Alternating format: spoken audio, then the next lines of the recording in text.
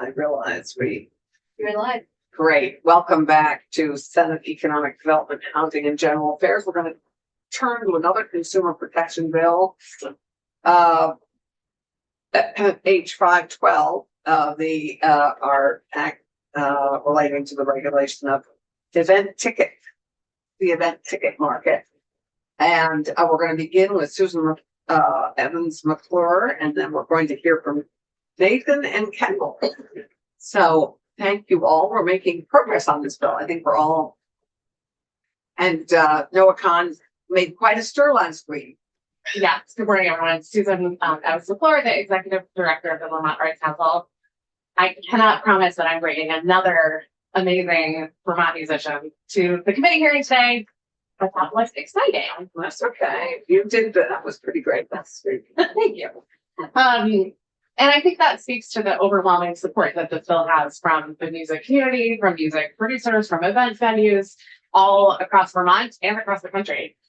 I'm going to talk today a little about some specifics in the bill, the specifics around the price cap, and just kind of recap a little bit of the problem that people have been experiencing. You've gotten a lot of information thrown at you about this. Yeah, we're going to begin to sort of bring it home next week. Perfect. Next week, I'm hoping to see if we can actually get this bill out.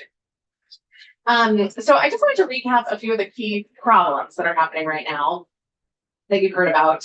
The first are dramatically increased prices for consumers and for venues. So what we're seeing is that tickets are being sold on resale platforms for dramatically more than the original price. And what happens here is this is money that's going to out-of-state resellers. It's not money that's staying in Vermont and our local economies. The other thing we're seeing is people selling non-transferable tickets. So when you buy a ticket, sometimes they say this ticket is only for you. You can't transfer ownership to someone else. But those tickets are also being sold on resale tickets. This has actually been a huge challenge with Noah Kahn's national tour, who you heard from. And he did say he had non-transferable tickets. Yes, exactly. And those yet they are transferred. Well, the tickets are for sale on resale markets. There's no guarantee that anyone who buys them on a resale market will be able to use them to access the venue. The other thing that we see kind of a shocking amount of here is tickets for sale on resale markets before they're actually for sale to the public. This happens kind of over and over again, from nationally known musicians to kind of the smallest things that are being presented. The tickets are being resold that actually don't exist yet. Yeah. Of the tickets that are being resold that are not on the market yet, where did those tickets come from? Are they valid tickets? Are they simply counterfeit tickets?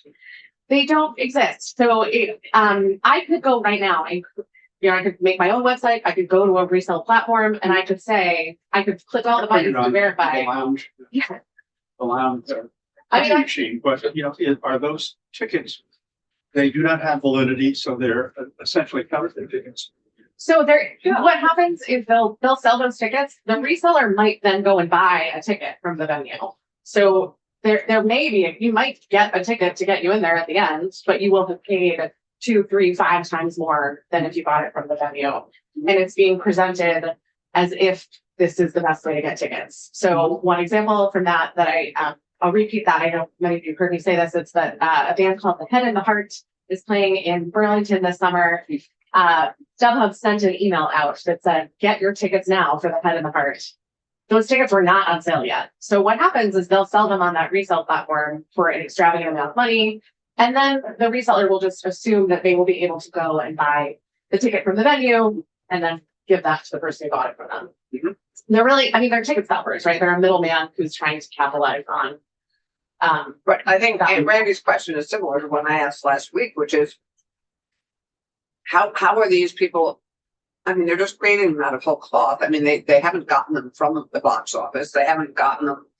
I mean, so it's not like they haven't gotten them, and it's a ticket that doesn't exist if they printed it. The ticket is fraudulent. Have we had any documented cases where this has been shown and any action, if any, has ever been taken? On that. So what would happen is that they would go to what we've seen actually is I'm buying the ticket. I accidentally buy it from a resale platform. they will eventually send me something that says, here's your ticket. I'll bring it to the Flynn and I'll say, here's my ticket. And the Flynn will say, this is a fake ticket. You bought this in error. You got scammed by this. And then they'll sometimes say, you could go through the consumer assistance program if you wanted to.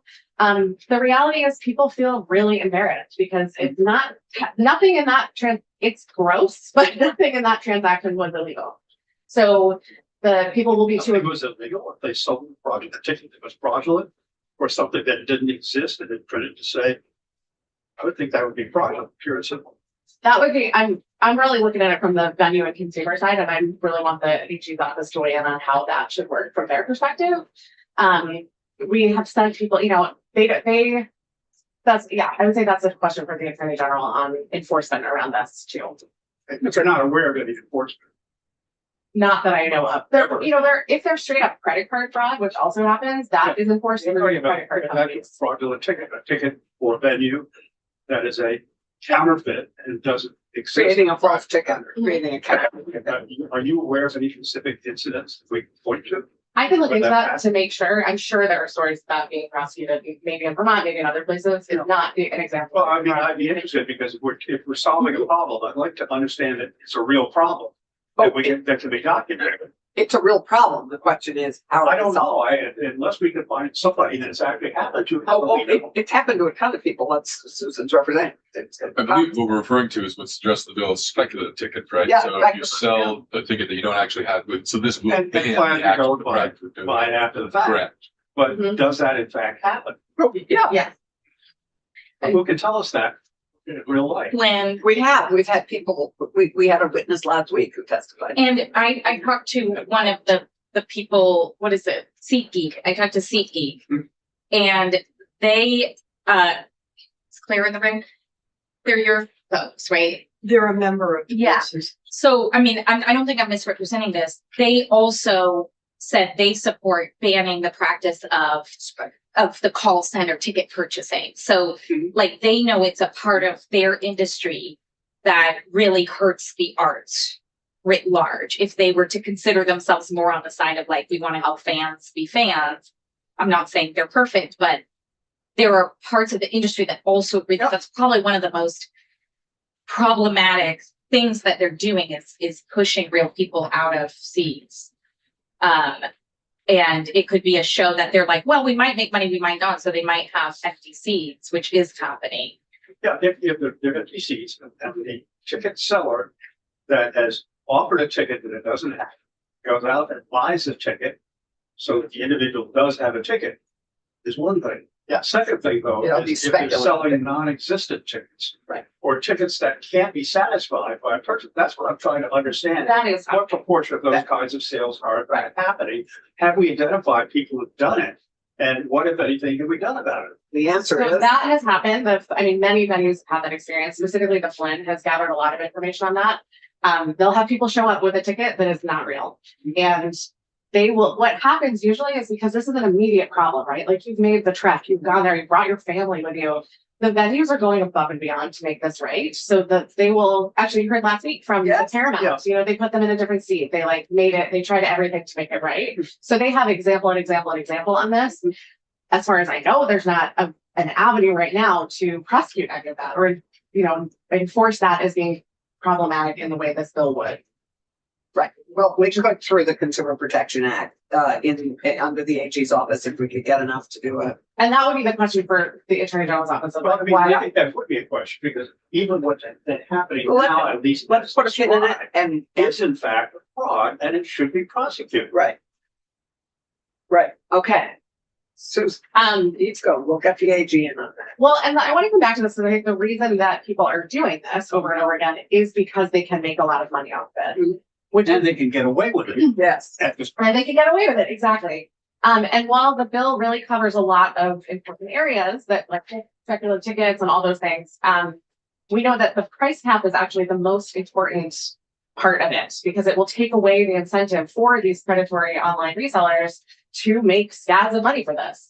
But it will still enable ticket purchasers to resell their tickets and recoup their costs. So I want to focus a little bit on the price cap angle of this, because what we're trying to do with that is remove the incentive to make lots of money off of this.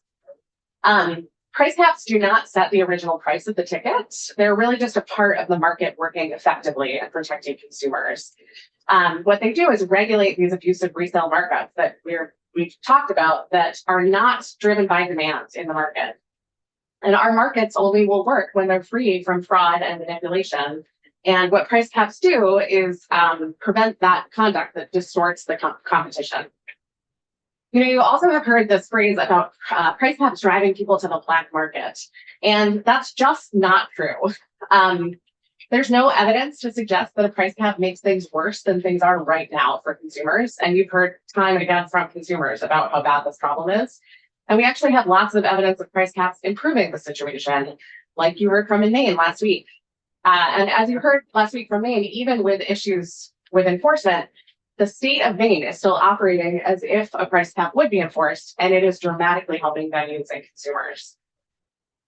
It's also really important to think about the idea that Can I just answer a question here? Because one of the things I've heard from people is, well, how can you set a price cap if there isn't a price on the ticket? Surely this is not a problem. Surely we can put prices on tickets. This is not difficult. Every paper ticket had a price on it. And quite honestly, many of the tickets I print out to use have the price on the ticket. So why is it not? Couldn't we also make that a requirement if every ticket sold in Vermont has a price on it? Well, when the bill passed in Maine, StubHub actually addressed this and how it should work in Maine. So in September of 2025, StubHub released guidance on their website for sellers in Maine. And they simply said that resellers in Maine need to note the original price of the ticket and factor in the 10% resale cap. They put a confirmation requirement on their website and on their app. So before a ticket is listed, you have to confirm the original price of the ticket as the reseller. It can be that simple. And what we've seen is that when there is that hurdle to get over, professional resellers don't want to take that risk. They don't want to set themselves up for getting in trouble later, and they just don't do it. And that's what we've seen in Maine is a real decrease in this because the legislation was Because it's required to have it referring to the original price, therefore the original price has to be on the ticket, or you have to know seller what the has original to- price was somehow. You do, and the way that they dealt with that is to say it's like the reseller has to validate that they are not reselling it for over the original price. Then what would happen, the flip side of that in Vermont to point that out is that if a reseller didn't abide, if they checked the box that said, yes, I will only sell it for 10% more, but they don't, when they get to the venue, they show their ticket. I think you go to the Flame, you show your ticket, you talk to a friend, you say like, oh man, I paid $200 for this ticket. And then you find out, hey, I got screwed by this. This was not what was supposed to happen. With this law, we will have a mechanism of coordinated communication from the venue the venue will be able to say, I'm so sorry this happened to you. We actually have a law that says that this is not allowed. Here's the number to call. Here's how enforcement works. And then the Attorney General's office takes over on the enforcement side of tracking that down. Oh, go ahead. Sure. It's like, I understand the price cap, 10%, what have you. My curiosity is what prevents a setup of scalpers that create two entities that say, we're going to raise 10%. That's the company A sells it to company B. They take it, they pay the 110% at this point, but they then raise it 10%, sell it back to scalper A, and they call it zigzag pricing. That chain of, Yeah. how do we Does the keep it? language prevent that potential problem? So yes, as it's written now, the language specifies 110% of the original price. And I would defer it to Cameron. I see Cameron nodding, so I know he's on the list for today. Wait in here. I just think for the record, Cameron Wood, Office of Legislative Counsel, I would acknowledge, yes, the way the language in the bill as it came out of the House, it says the caps is on 110% of the original ticket price. So it wouldn't matter how many times it was resold. It would be capped at 110% of the price of the original ticket. So if I may, in practice, I've had 2 tickets to see Nick Offerman this Sunday, and if you look at the fees that I was charged on top of my ticket price, it's about 18%. So if I wanted to resell these tickets in this world for this 110%, I would take a loss. I would not recoup back the fees I paid So for the transaction. Not as the bills written, as the bills written, it says the original price includes all of those fees. yes, So what your total price is at the end, so you pay, but that's really important for us to make sure that and I believe the bill as written now includes all the fees that you originally paid. that you were rich, and that would be, that is the intent. So it's the price of the original ticket is, actually, I'm not a lawyer. Why do you think that's like, let's see. But then I would say to Senator Weeks's point, if it is going to encapsulate those fees, I do see that compounding opportunity, especially if the language is not tightened and tested Right. in courts. And I don't see this language as tightened or tested. Not, that's not a knock against you. So the language is interpretable. I did not take it that way, Senator. The definition of price is the total amount paid or to be paid. On the as passed version, line 8 on page 1, it's the first definition. And it says that the price is the total amount paid or to be paid for a ticket, including all taxes, fees, and charges. Price does not include shipping costs. So if you paid a fee for the original price. So Right. you take the definition of price, which includes taxes and fees, and then you go to.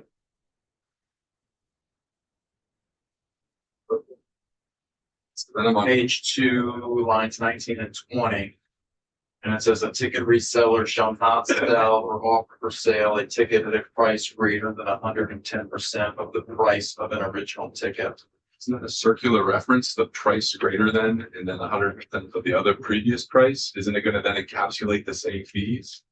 So it would mean that you can't sell a ticket at a price which would include any fees that you are adding on. And sell it at more than 110% of the price that you originally, Of the the total original price. ticket, Of the total. excluding shipping. So if it cost you 100 and whatever, 20, including your fees and tax, you couldn't do it above 120, 10% above 100. So in that event, right, if you paid $100 for the ticket with the initial price that you purchased from the venue included fees that, fees and taxes that ultimately meant that you paid $120.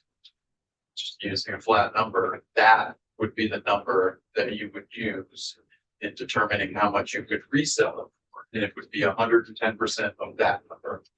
$120, 110% of that would be the cap based on the language that came over to the House.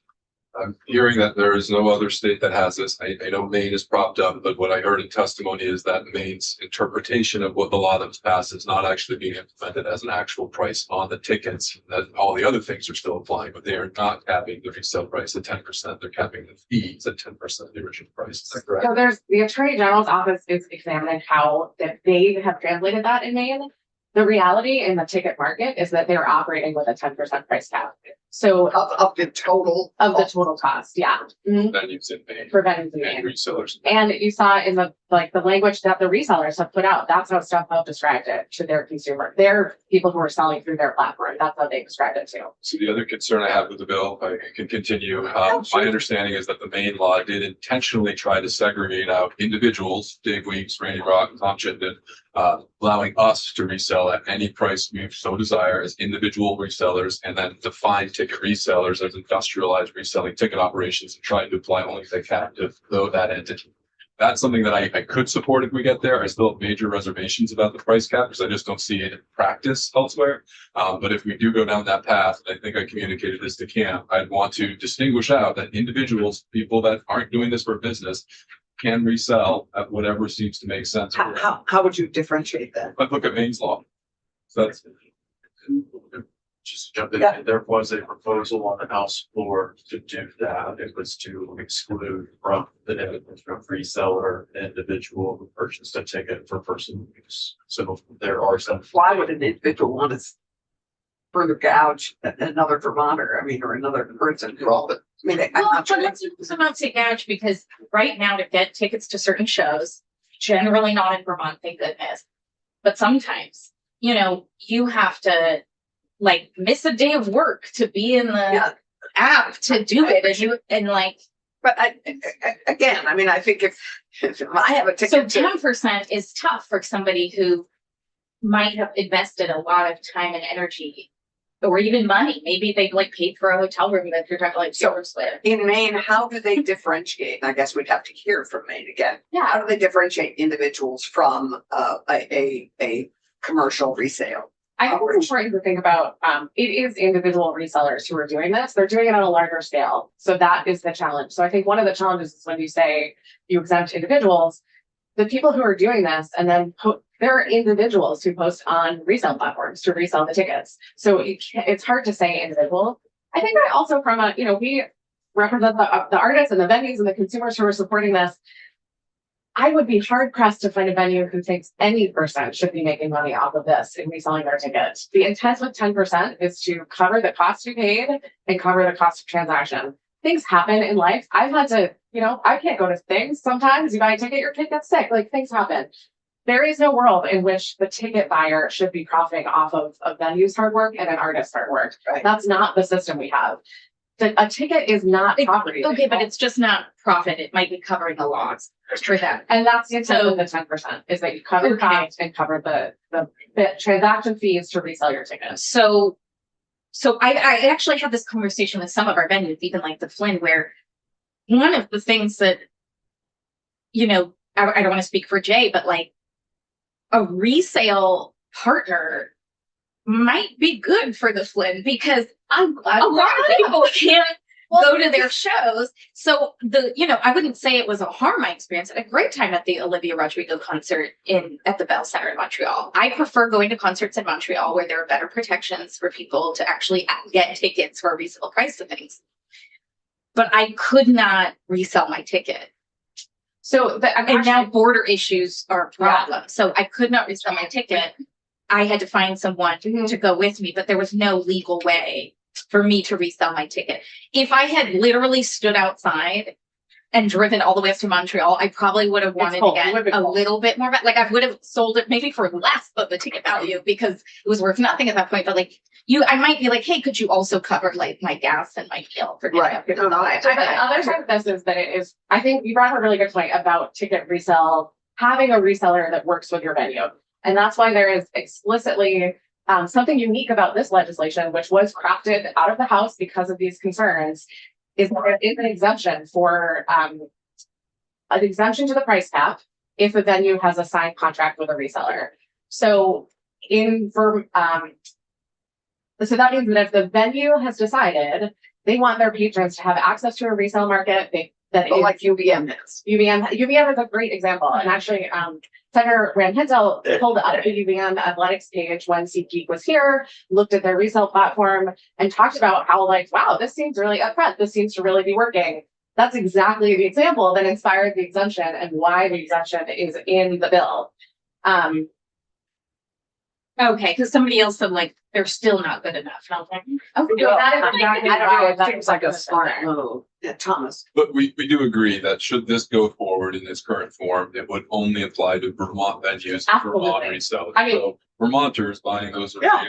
Rodriguez tickets in Or your ticket in Montreal, Boston or something. or from a reseller in another state selling anywhere else, they will not have this protection. So As far as I know, it's a Vermont law for Vermont. So Thomas, if you bought that ticket in Boston, you could probably resell it at any price you wanted, but for Vermont venues Yeah. alone, this would apply. Yeah, just to jump in, this is something that I was intending to bring up in response, Senator, to your question. It may be something you want to further amend the bill to clarify. If you're only wanting it to apply to venues in Vermont or the sale of tickets to venues in Vermont, then you may want to specify, probably should articulate and specify that in the bill. I have seen that in some other states where it talks about it's limited to the sale of venues in those states. As the bill is written now, it would apply to activity that's happening in Vermont. I was always worried about that, like TV. And so one of the things that, is brought up, if you have a ticket to a venue in Massachusetts, for example, but you're making that transaction, that sale in Vermont. As the language is currently written, the law would be applicable. And so Okay. if you want to make that very clear, then I think you need to specify that it only would apply to the sale of tickets to venues. To venues in Vermont. I think that's something we might well That is, consider. that's the I intent think that's from a our good- side too. Right, and I think that's a good intent and a good clarification. Thomas, anything? I'm good. I'll end because I know we have some other great folks who want to talk to you today too. Just to mention that, price caps on ticket resale have almost universal support. They're an issue that we've seen. It doesn't align with party. It doesn't align with location. It doesn't align with city. Everyone wants this, from Vermonters, to national leaders in the music industry. Of course, we heard from Noah Khan last week. I think it's even worth saying that even Kid Rock, with all of his complexities, is also in favor of this. So anything that unites all of these people, actually, God. he said in recent federal testimony in the Senate's Commerce Committee, he started his testimony by saying he was an ardent capitalist, and then went on to say, and yes, I'm about to quote Kid Rock at this table. He said, in parts of Europe, ticket prices are capped, and it seems to be working. I have been advocating for a 10% price cap on the resale of a ticket. Resale ticket price caps work and protect real fans. Then in March, That's a good. then in March of this year, the Senate Homeland Security and Government Affairs Committee's Permanent Subcommittee on Investigations released a report where they recommended that there be a price cap on secondary tickets. And what they said was, and again, I'm going to quote them, a carefully designed cap, such as limiting resale prices to a fixed percent above face value, could reduce incentives for large-scale scalping operations while preserving flexibility for legitimate resale. So with this bill, I think with the exemption specifically, there is some leeway in there to allow venues to really put the power back in the hands of our Vermont businesses. Our Vermont businesses right now are asking, I mean, I'll repeat what I said last week, which is that, and I still feel struck by that, like I've worked with a lot of Vermont businesses. I was the chair of the Addison County Economic Development Corporation. This is the only issue that I have seen unanimously that Vermont businesses are asking for more regulations. You know that doesn't happen. This is an issue where the market is completely out of control and they need support for this to work. And the support they're asking for are price caps to address the issues that they're facing. Right. Is there Yeah. anybody other than the ticket sellers who are in the industrial ticketing business who oppose this No, that you have heard of, or at least? absolutely not. I have not heard from a single person against this except for the giant corporations who are profiting off of Vermonters and taking money out of our state. In case you had a question for me. Well, I was trying to remember the largest venue in Maine, and they are having issues with Live Nation.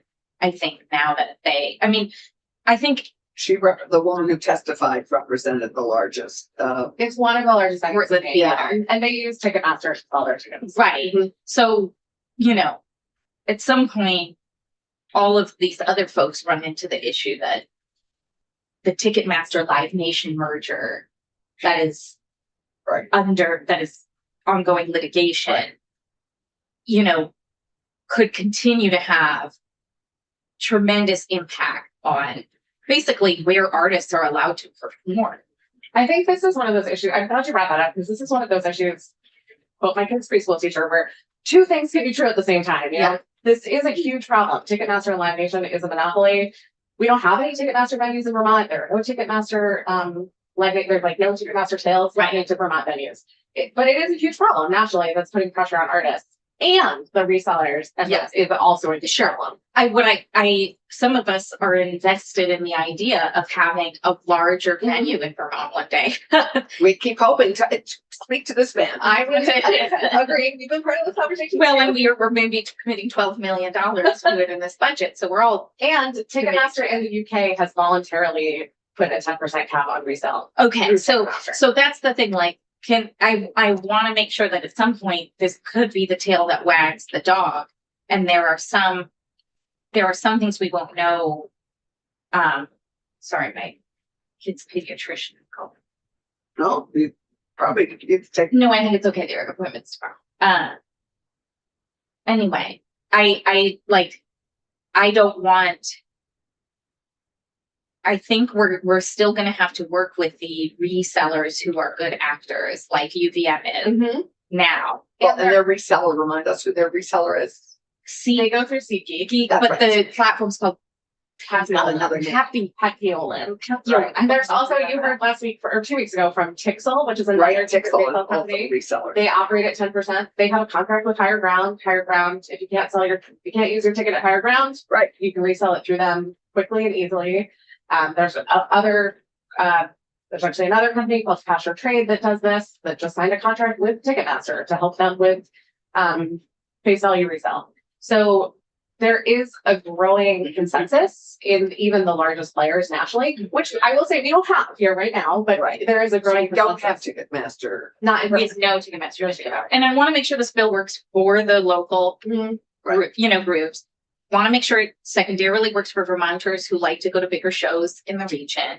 And then third, want to make sure that in the future, if we do have a bigger Mhm. venue, or we're forced for some reason to partner with Ticketmaster or not get certain artists, that we've contemplated that. Yeah. Right. And I think the point, and this would be something again, we're fully in favor of specifying that this bill is for Vermont venues, Vermont shows. We cannot control what happens to the garden. That's not our intent. It doesn't, frankly, doesn't, I mean, in the largest scale, it does impact the arts sector, Right. but that's not the intent from the venues and artists who are supporting this bill, is to change. Well, that. and I would say though, it's probably a smaller group of people. I have a lot of friends who go to big shows at TV Garden. If they go through all these hoops to get a ticket to a show in Boston, and then they've paid for a hotel or they've sunk some costs into that, I don't want them to lose the ability to get more than 10% of the face value of the ticket. And I think specifying that this is for Vermont Yes. venues would. Pam is working on that Yeah. already. And I think I'm reading that my time is. I think just given our time, it's Okay. already 11:25. So if you want to. I think Wrap up. I think the only thing I wanted to add then is just there is something for people to work. There's broad Vermont support for this. Constituents are asking for it, businesses are asking for it. I think there's a real opportunity here too to take some action to make Vermont more affordable. This is driving up the cost of tickets for Vermonters. This bill will make it more affordable to And we're enjoy looking the for ways to do living that, life. but that is a good thing. And to be able to do that for Vermonters, I think is importantly reflects back what they are needing and requesting, and also is a really positive, a positive step towards making our local economies work better for everybody.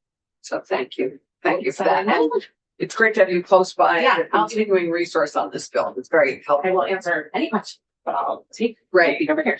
Thank you. And we'll have you weigh in on as we go forward. Nathaniel, welcome. Can you hear me? We can even see you. And Perfect. welcome to Senate Economic Development. Thank you. And Affairs. You were first time in our committee. Let's just quickly introduce ourselves and then David, we'll start with you. Good morning, Dave Weeks, representing Rutland County. Rennie Brock, Franklin County and one of Grand Isle. And Allison Clarkson, Windsor District, east side of Vermont. Geisha Rock Hinsdale, Chittenden County. Tom Chittenden, St. County. Great. Wonderful. Welcome.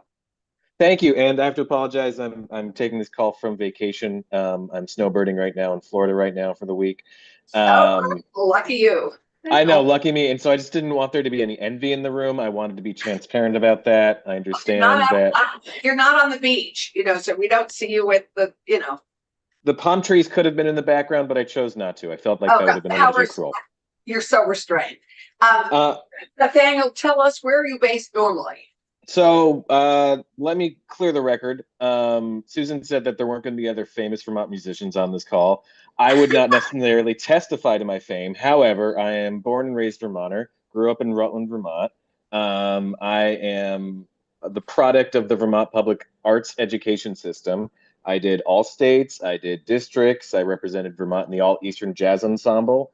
I have played the Discover Jazz Festival and Nectars in many stages throughout Vermont. So while I might not have much fame to my name, I am what I would consider a Vermont musician. I now live in Brooklyn, New York, but still spend probably 2 to 3 months in the state every year. And most importantly, I've kept my 802 cell phone number with pride. A distinct feature. Thank you. Absolutely. And so I represent the National Independent Talent Organization. We represent we're a trade organization. We represent independent talent agencies and management companies. So the people that represent the artists themselves. We represent about 5,000 touring artists across the country, including artists like Fish and Noah Khan. So people obviously very close to the home state. And so where we're coming from is from the artist perspective, first and foremost. I think it's extremely important to understand having a career in music is very difficult. And should you be lucky enough to get to a point where you have success, the interaction that you have with your fan base is absolutely essential. And so the reason that we're advocating for these bills in all across the country, including Vermont, we're talking in California right now, we're in New York, we're in several states across the country talking about the same exact issue, is because artists are struggling with this every single day. You know, we did a study on this. The resale marketplace on average is twice as expensive as a face value ticket. I think Susan presented some information a couple weeks ago about Billy Strings in Vermont, and I think that is just a clear instance. Billy String had tickets resold in Vermont, which lost Vermonters about $65,000. They paid over $65,000 more than they should have. Billy Strings is also represented by one of our members, and who is a UVM grad, by the way. But this is what's happening across space. You have fan base that are desperate to go to a show. They don't want to miss out, and the market knows that. They're going to take these exploitative practices, and they're going to then try to profit off everyday humans, everyday people, hardworking folks, and take as much money as they can from the system. I understand people on this committee have issues because, you know, with price caps, you're talking about disrupting the free market. I will say this is not a free market right now. You have, on the one hand, everyday people trying their best to secure tickets versus industrialized scale resellers that are using technology, that are investing thousands and millions of dollars into securing as many tickets. And oftentimes you also have this private equity backed system as well, providing the capital for these people to buy the resale. So this is not a free market as it should function. People are not competing on the same level at all. And you have a situation with concert tickets, which is especially unique, where the supply and the demand are probably never going to be equal. If you have a sports team, for instance, say you are the Boston Red Sox, no matter what, no matter how good your team is, they're going to still have about 3 million tickets to sell every year. If you come to Vermont, you're probably only coming to Vermont to play one show every year, every 2 years, every 3 years. So however many tickets are available, if you're playing the Champlain Valley Expo, that's 5,000 tickets, no matter how many people want to go. So that's the issue here, is that you have a limited supply and often an over demand. There are some artists like Garth Brooks who will actually play as many shows possible in a market until there are no more resale tickets. Very, very, very few people can do that. We are talking about the 0.1% of artists that would ever be able to do that. Most people are only going to go through a market once every so often. And as we're seeing across the country, these bills are popping up more and more because people are demanding it more and more. You have advocates like ourselves, you have artists like obviously Noah Khan coming up and speaking in favor of it, and you have the venues like Kendall's representing after me that are coming up and speaking in favor of this. I think the biggest takeaway that I think it's important for this committee to see is that when you have the artists, when you have the fans, when you have the venues, when you have the small businesses, when you have all these people on one side, and then you have mega corporations with lobbyists on the other side, which side should you try to choose in that fight? And I think that's really what is here. Is the issue is you have everyday people that are being hurt by this, and then you have large scale companies that are profiting off of it. And we're trying to get the money back into everyday hands. I also submitted a full written testimony with issues, but I'm mostly here to also want to answer questions. Right. And Nathaniel, do you like being called Nathan or Nathaniel? Nathaniel is great. Right. Perfect. And if you would send your testimony to Kiara, that would be great. We'd appreciate it. I would just make a personal plug for every Vermonter you represent. You've talked about at least 2 of them. We would love to have them commit to doing at least one big show a year here in Vermont. Just saying, that would be I will great. certainly put the pitch We'll there. work on protecting. we'll work on protecting their tickets. If you could I work will- on that. your I ones will here. say, and this is of course no promise, but I will say that this is an attractive thing for artists. Whenever this is coming up, if a state is to pass this, I know people are worried about, Vermont kind of leading the way. Vermont has led the way on issues before, and I don't think people should be afraid of that. And I also just wanted to comment on a couple of things that I heard in the testimony already, if you don't mind. The price on the ticket, that was something that came up. California's taking on this issue right now. They had the similar question. They are also asking that platforms put the price on the ticket to ensure that that is there. So that's Yeah. something that's being addressed elsewhere. And Thank you. That's a key thing. I think if we're going to base so much on the original price, the ticket needs to have the original price on it with whatever fees and taxes are included.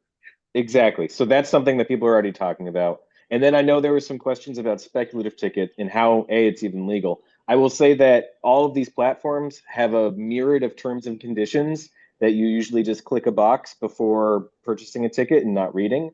Usually that information is in there. They will also say things like if there's a failure to deliver, you will get refunded 100% of the ticket. I know from a fact it's extremely difficult to get through customer service on some of these platforms. But the point of the matter is, even if you do have a fraudulent ticket, even if they do refund you, it doesn't take care of the fact that you showed up to a venue empty-handed. Yeah, speaking of lost time and money. Time, money, also travel. I mean, if say you're in the reverse situation, I went to school in McGill. I used to come down from Montreal to see shows in Burlington. Many times I would go to higher ground. So that's, you're talking about 32.5 hour drive just to make sure that you can see a show lost there. The other thing that's important to know is my understanding is StubHub also charges the person that placed the speculative ticket that failed to deliver on their platform. They charge them 100% of the price of the ticket. So StubHub is profiting off of the sale of the fake ticket as well, if that happens. So that's why the bill also completely eliminates this practice. So you can't have platforms that are going to profit off of it, and you're also protecting consumers themselves. So I just wanted to clear up, I'd heard some questions there. Again, I think the other important thing here, I know that there is some hesitancy about this. What other states have talked about, and I know other states are thinking about too, is putting basically a trial period. Basically, like we're going to put this as a 4-year bill, and then we're going to revisit it in 4 years. That's a possibility, is something as well for folks to consider. And the other thing I want to make clear is New York used to have a price cap on it. They did that sunsetted, I think, in like 2008 or so. In 2016 or 2017, the New York Attorney General said that was a mistake. The gouging of fans is so extreme that we should have done something. And now New York has a bill that would re-implement a price cap. So I know this is a new concept. I know this doesn't, vibe with people wanting more regulation, but it's just such an issue right now.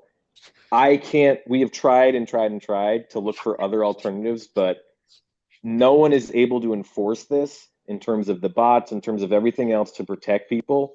The only way we can see a real solution here is to completely disincentivize profit and make these people go to other businesses. People that are trying to gouge fans should go do something else. It's the only solution that we can see so far. Great. So thank you, Nathaniel. Any questions from Nathaniel? Thomas? Great, thank you very much. And our request is still in there on those. I will take it. Once a year. I know, make my friend Thomas Chittenden happy. I will do my absolute best. All right. Great, thank you. So thank you all grateful. very much. Well, this is great. Thank you so much for weighing in. And now we're going to turn to Kendall Gilvar. Thank you, Kendall. Thank you for your written testimony, which came also last week, but welcome. It's great to have you. And Kendall represents, we have national talent. Now we have national independent venues. So great, good counterpoint to Nathaniel's testimony.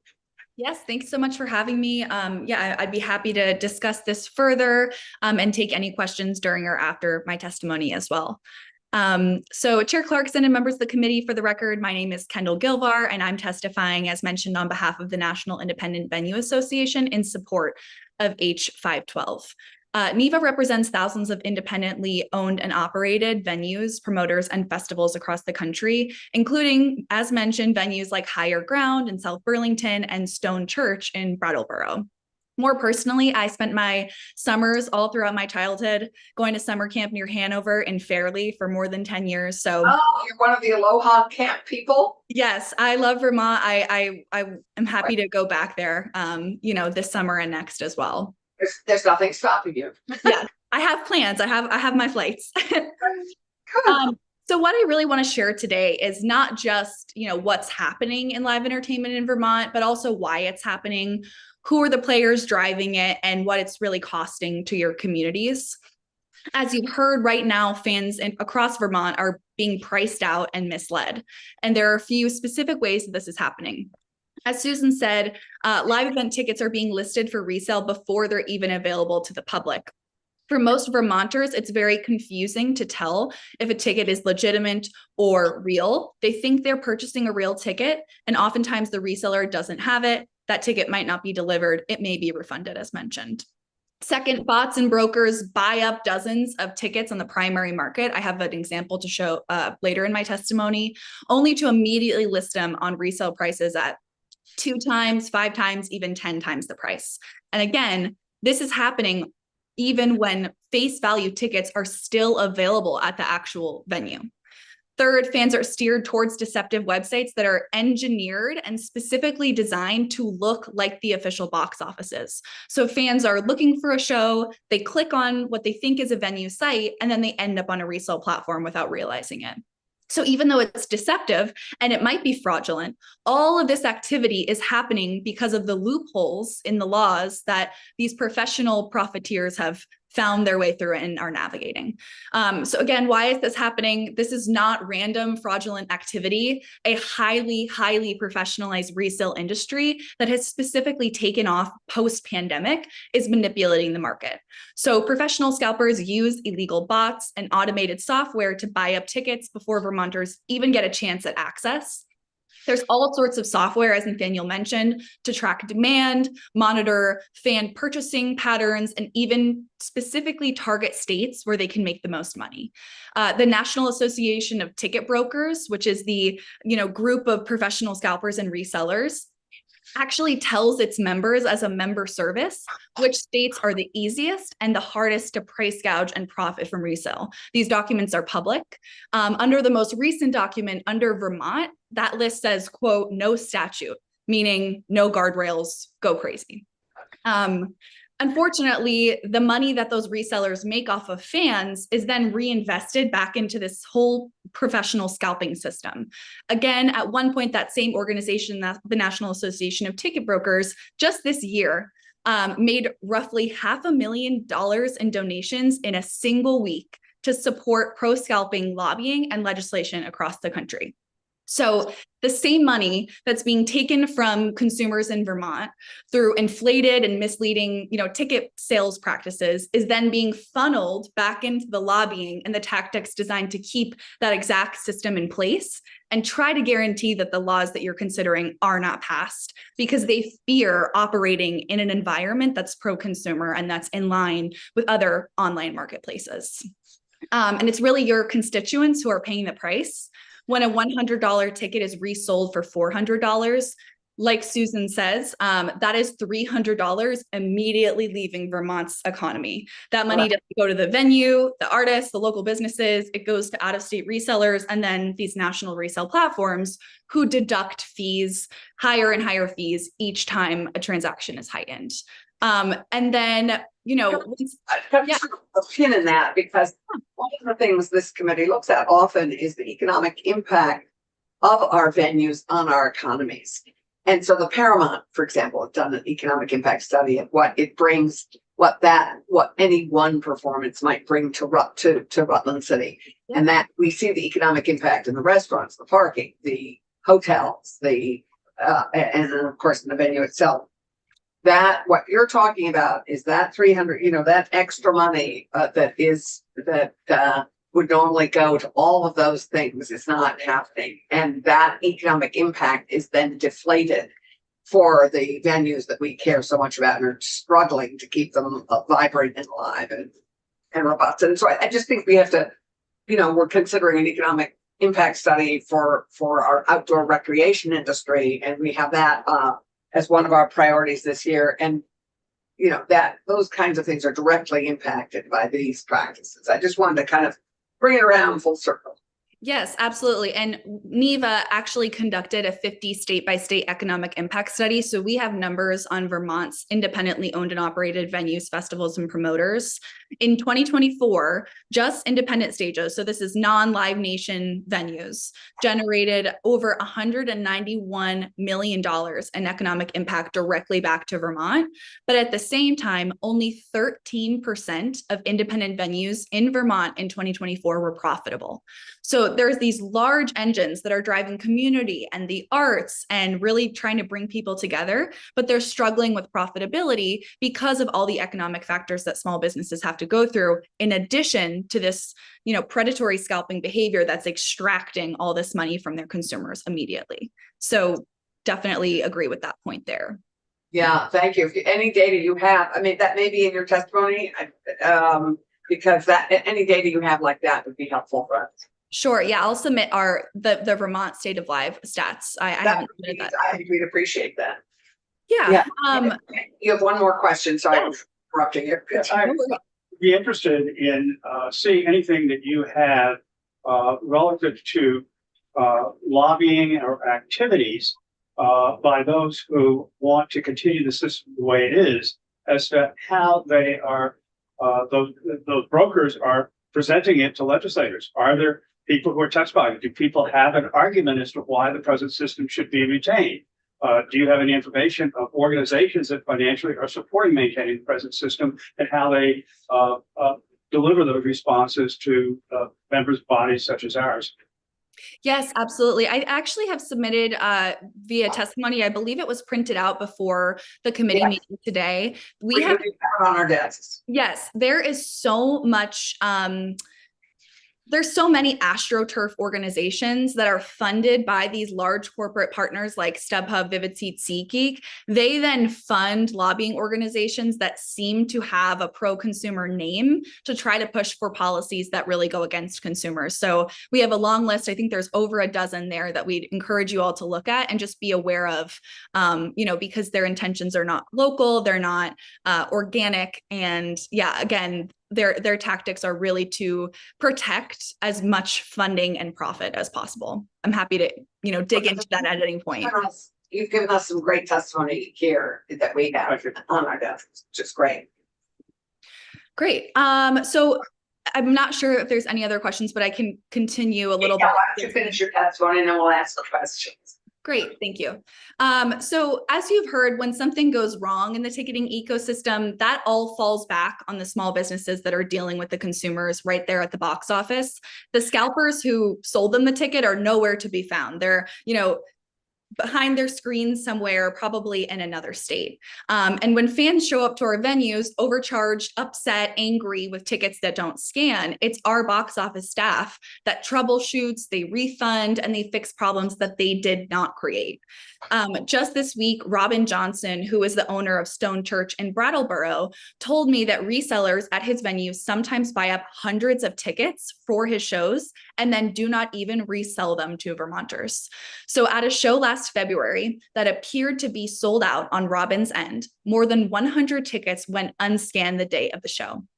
That means that scalpers purchased 100 tickets from Robin, and then those tickets sat on the secondary market. Besides the fact that 100 real Vermonters could have easily filled that room and enjoyed the show, but were shut out, Stone Church and venues like it across Vermont rely on concessions to survive and, you know, cut their teeth as a small business. So each empty seat, according to Robin, is $15 to $20 in lost venue and beverage revenue for every single show. He says that no-show rates of 20 to 30% are now common at his venue.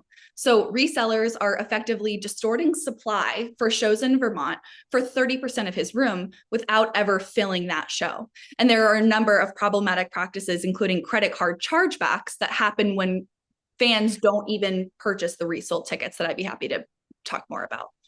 And examples like that are really why this 10% price cap is important. It allows fans to, make their money back when plans change. The 10% number is really specific and targeted. We've spoken to partners like Tixel and other platforms that, can resell tickets within that 10% limit. And they're on board for the fact that that 10% covers processing fees, but allows fans to break even again if they can't make it to a show. And just to mention a few other states, we know that the price cap piece specifically matters because other states are seeing what happens when they operate without it. So ticketing legislation has really ramped up across the country in the last, 4 years post-pandemic. Just yesterday, I spoke with Audrey Schaefer at IMP, who I believe submitted testimony to you all. IMP is an independent venue group out of Maryland. In 2024, Audrey and other local venues and fans work with legislators to help pass a Maryland bill that would ban fake tickets and then require transparent pricing. So some of the same provisions that are in this bill today.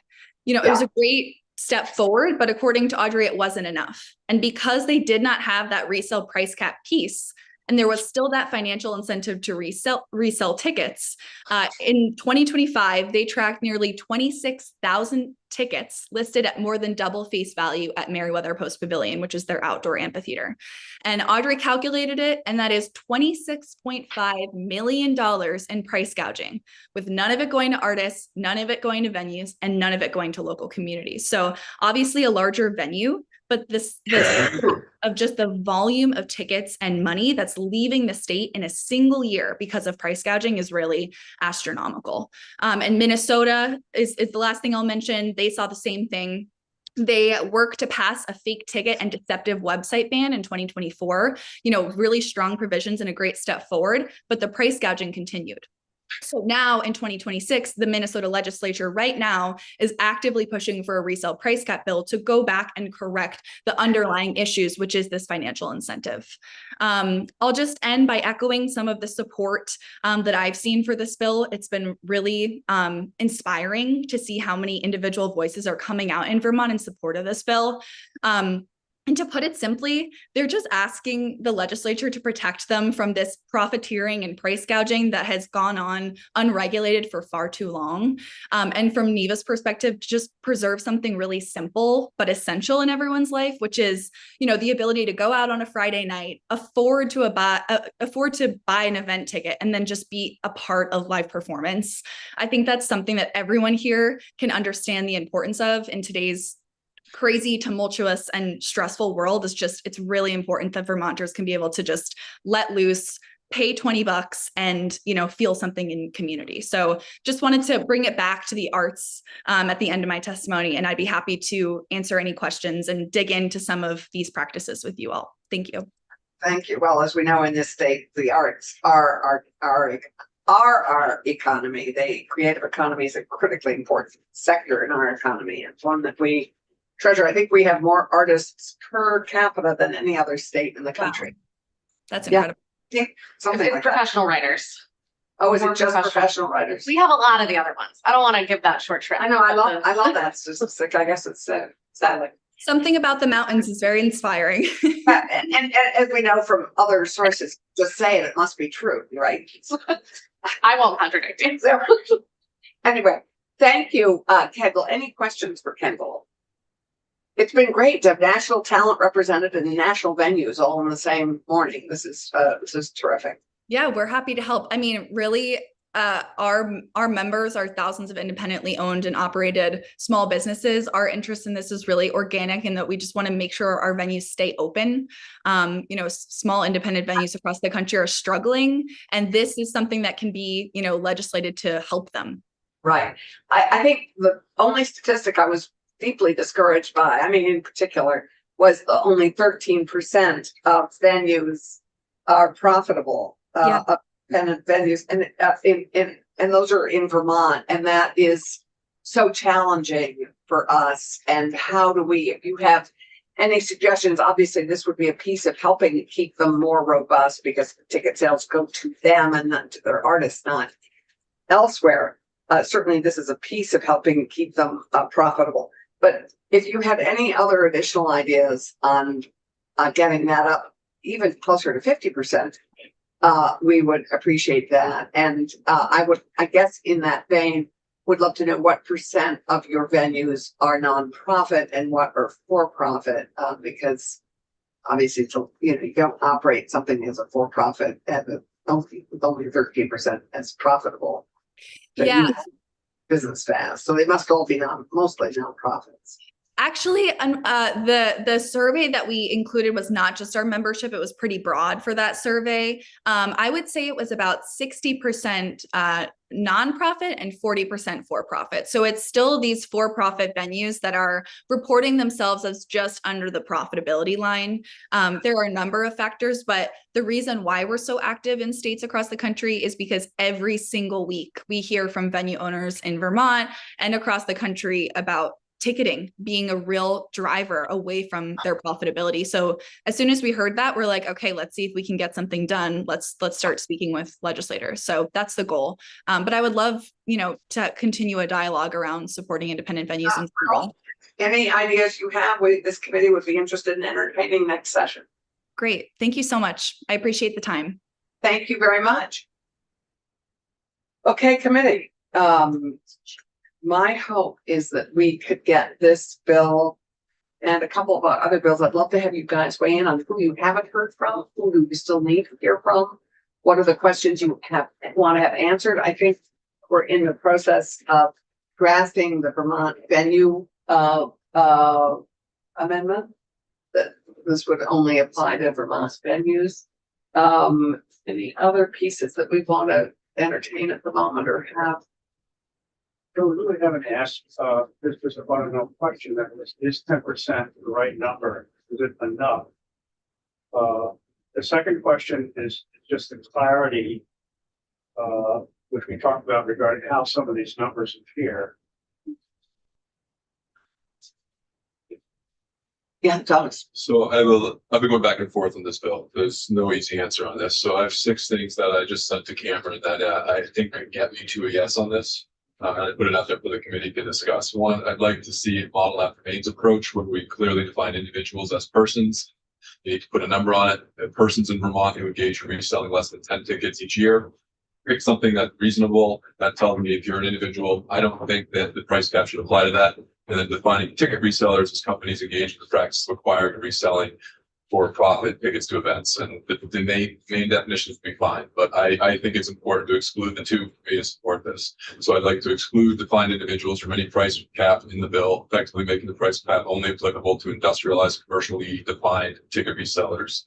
3, I'd like the price cap. I'm thinking 120% of original price value. I think 110%. I mean, the reselling is going to charge a fee too. So it's still unclear to me that even if I resell with what my original fees were, am I just only getting my money back or reselling back? And then you also have to pay the fees for the transaction. I don't know. I agree with Senator Brock. I don't know where 10% came from, and that might be worth it. I got 3 more.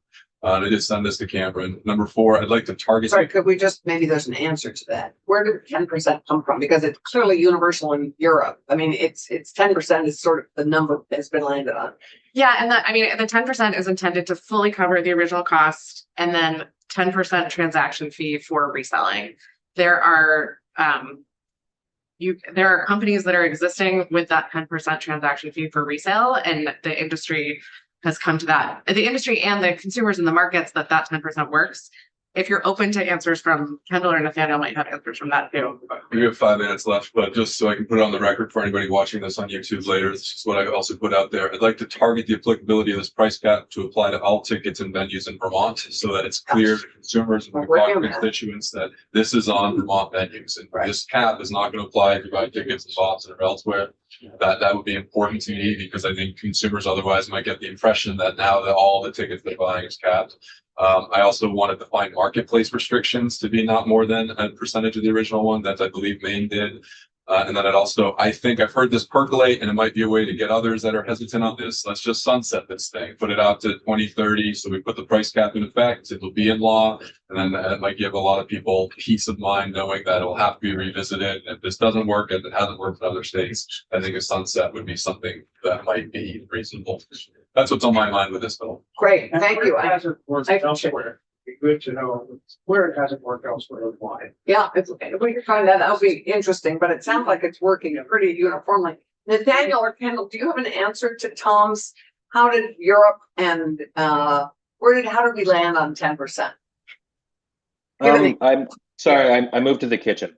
Well, as long as you're ten- not on the beach, that's okay. No, I'm still not on the beach. 10%, I think originally was based on the ability for the platforms themselves. Usually the platforms themselves are putting a 15% or 20% fee on top. 10% I think was twofold. It was one to include profitability on the platforms, but it was also to kind of keep in check the possibility of having excessive fees, them charging back to the consumers as well.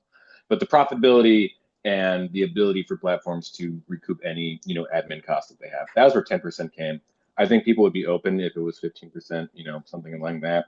We're also just trying to make sure that the resellers or the platforms aren't charging 100% fee, and then they're just getting the same money they would otherwise. So capping the amount of money that they can was kind of where 10% came Is from. the key is the cap. Kendall, any thought from you on where the 10% came from and what your thoughts are?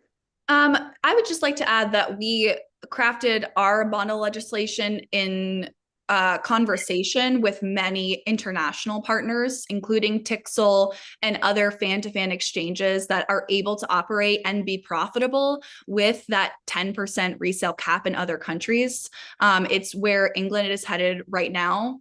And I'd also just like to add that it's important to protect consumers from extra fees that the platforms like StubHub and Vivid Seats add on themselves. There's no regulation on, never mind the actual individual scalper or reseller. StubHub, Vivid Seats, SeatGeek, they can add $7 fee on a $10 ticket right now in Vermont. So the goal is to also disincentivize extra fees coming from both the reseller and the platform, because the costs for actually processing a ticket on a StubHub, Vivid Seats, SeatGeek are very low. There is no in-person cost to transferring a ticket. It's an instantaneous online transaction that I would imagine costs a few cents. That's what I'll add. Thanks. I just offer those current thinkings to move this process along. Yeah, no, but that Hard was- and fast on any of those things. It's just what No, very helpful.